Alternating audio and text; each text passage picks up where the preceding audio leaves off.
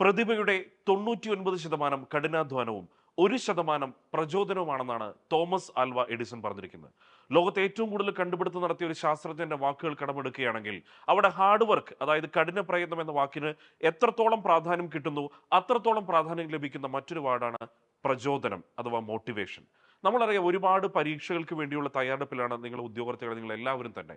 ഈ പരീക്ഷകൾക്ക് തയ്യാറെടുക്കുമ്പോൾ സ്വാഭാവികമായും നിങ്ങളുടെ മനസ്സിലേക്ക് വന്നു കിടന്ന കുറെ പ്രശ്നങ്ങളിൽ ഒന്നാണ് പേടി എന്ന് പറയുന്നത്. അതായത് നിങ്ങൾ ഭയം എന്ന രീതിയിൽ കാണുന്നു, പേടി എന്ന് മറ്റുള്ളവർ അതിനെ വിമർശനാത്മകമായി പറയുന്നു. അങ്ങനെ ഒരുപാട് കാര്യങ്ങൾ നിങ്ങളുടെ മനസ്സിലൂടെ ഇങ്ങനെ മാറി മറിഞ്ഞു പോകുന്ന ഒരു ഘട്ടമാണ്.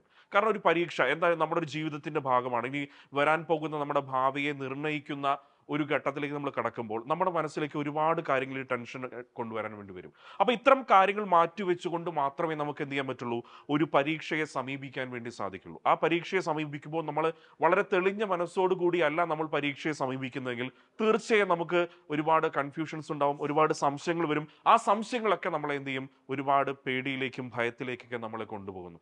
ഇവിടെയാണ് നമ്മൾക്ക് എപ്പോഴും ഒരു പരീക്ഷ എഴുതുന്ന സമയത്ത് ഒരു മാർഗനിർദ്ദേശത്തിന്റെ ആവശ്യം, അല്ലെങ്കിൽ ഒരു കോച്ചിങ്ങിന്റെ ആവശ്യം നമ്മൾ തീർച്ചയായിട്ടും നമുക്ക് അനുഭവിക്കേണ്ടി വരുന്നത്. അപ്പൊ ചില സമയങ്ങളിൽ നമ്മൾ നോക്കിക്കഴിഞ്ഞാൽ നമുക്ക് മനസ്സിലാവും. ഇപ്പോൾ യഥാർത്ഥത്തിൽ സച്ചിൻ ടെണ്ടുൽക്കർ എന്ന് പറഞ്ഞൊരു വലിയ പ്രതിഭയെ, ഒരു മഹാപ്രതിഭയെ നമ്മൾ ക്രിക്കറ്റിന്റെ എല്ലാ തലങ്ങളിലും നമ്മൾ ഒരുപാട് അദ്ദേഹത്തെ പുകഴ്ത്തുന്നുണ്ട്. പക്ഷെ സച്ചിൻ ടെണ്ടുൽക്കർ എന്ന് പറയുന്ന പേര് എപ്പോഴൊക്കെ പറയുന്നു അപ്പോഴൊക്കെ ചേർത്ത് വെച്ച് പറയേണ്ട മറ്റൊരു പേരാണ് രമാകാന്ത് അച്ഛരേക്കർ എന്ന് പറയുന്ന ഒരു പേര്. അതായത് സച്ചിനെ ആദ്യമായിട്ട് ക്രിക്കറ്റിൽ പരിശീലനം നൽകിയ വ്യക്തിയായിരുന്നു രമാകാന്ത് അച്ഛരേക്കർ എന്ന് പറയുന്നത്.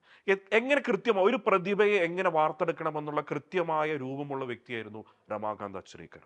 നമ്മൾ ഓരോ പ്രതിഭകളെ കുറിച്ച് എടുത്തു പറയുമ്പോൾ ആ പ്രതിഭകളുടെയൊക്കെ മനസ്സിൽ, അല്ലെങ്കിൽ അവരുടെയൊക്കെ പിന്നിൽ ഒരു വലിയ ശക്തിയായി, ഒരു മോട്ടിവേഷണൽ പവർ ആയിട്ട് എപ്പോഴും ഒരു അധ്യാപകന്റെ സാന്നിധ്യം അല്ലെങ്കിൽ ഒരു പരിശീലകന്റെ സാന്നിധ്യം എപ്പോഴും ഉണ്ടാവാൻ സാധിക്കും.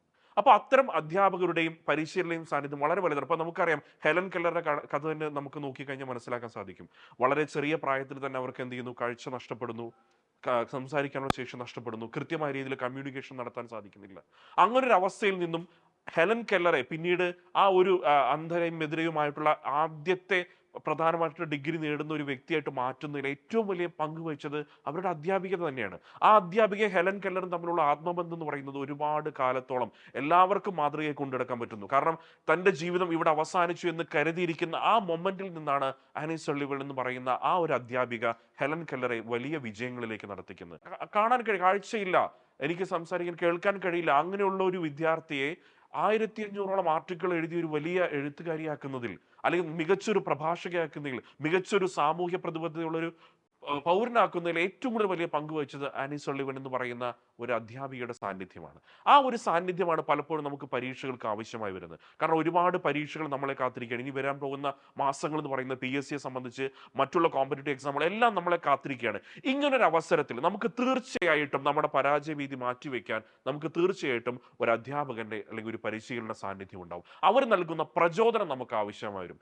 അത്തരത്തിലുള്ള പ്രചോദനമായി ടീം കോമ്പറ്റേറ്റീവ് ക്രാക്കർ നിങ്ങളുടെ മുന്നിലേക്ക് എത്തുകയാണ്. ഈ വരുന്ന 29-ാം തീയതി നിങ്ങളുടെ PSC ഒരുപാട് എക്സാമിനേഷൻ നിങ്ങൾ തയ്യാറെടുക്കും. ആ എക്സാമുകളൊക്കെ സഹായിക്കാൻ കഴിയുന്ന വളരെ പ്രഗത്ഭരായ അധ്യാപകർ നയിക്കുന്ന ഒരു മോട്ടിവേഷണൽ സെഷനുമായിട്ടാണ് ടീം കോമഡി ക്രാക്കർ ഇരുന്നത്. ഈ വരുന്ന 29-ാം തീയതിയാണ് അത്തരത്തിലൊരു മോട്ടിവേഷണൽ സെഷൻ നടക്കുന്നത്.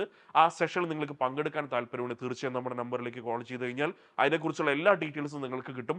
ആ ഒരു സെഷൻ വളരെ കൃത്യമായിട്ട് നിങ്ങൾക്ക് ഉപയോഗപ്പെടുത്താൻ വേണ്ടി സാധിക്കും. കാരണം ഇപ്പോൾ നിങ്ങൾ വലിയ വിജയങ്ങളൊക്കെ നോക്കി നോക്കും, വലിയ വിജയികളൊക്കെ നോക്കിയാൽ ആ വലിയ വിജയങ്ങൾക്കെല്ലാം പിന്നിൽ വളരെ ഡെഡിക്കേറ്റ് പ്രവർത്തിക്കുന്ന പരിശീലകരുടെ, അധ്യാപകരുടെ സാന്നിധ്യം നമുക്ക് കാണാം. ആ സാന്നിധ്യമാണ് നമ്മൾ ഈ ഒരു സെഷനിലൂടെ കോമ്പറ്റേറ്റീവ് ക്രാക്കർ നിങ്ങൾക്ക് മുന്നിലേക്ക് അവതരിപ്പിക്കുന്നത്. അപ്പോൾ ഒരുപാട് പരീക്ഷകൾ നിങ്ങളെ കാത്തിരിക്കുന്നു, വലിയ വിജയങ്ങളും അതോടൊപ്പം നിങ്ങളെ കാത്തിരിക്കുന്നു, വലിയ അവസരങ്ങളാണ് നിങ്ങളെക്കുറിച്ച് കാത്തിരിക്കുന്നതെന്ന് നിങ്ങൾക്ക് ബോധ്യമുണ്ടെങ്കിൽ തീർച്ചയായും നമ്മുടെ ഒരു സെഷനിൽ പങ്കെടുക്കാൻ പറ്റും. കാരണം വിജയം നിങ്ങളുടേതാണ്, നിങ്ങളുടേത് മാത്രം.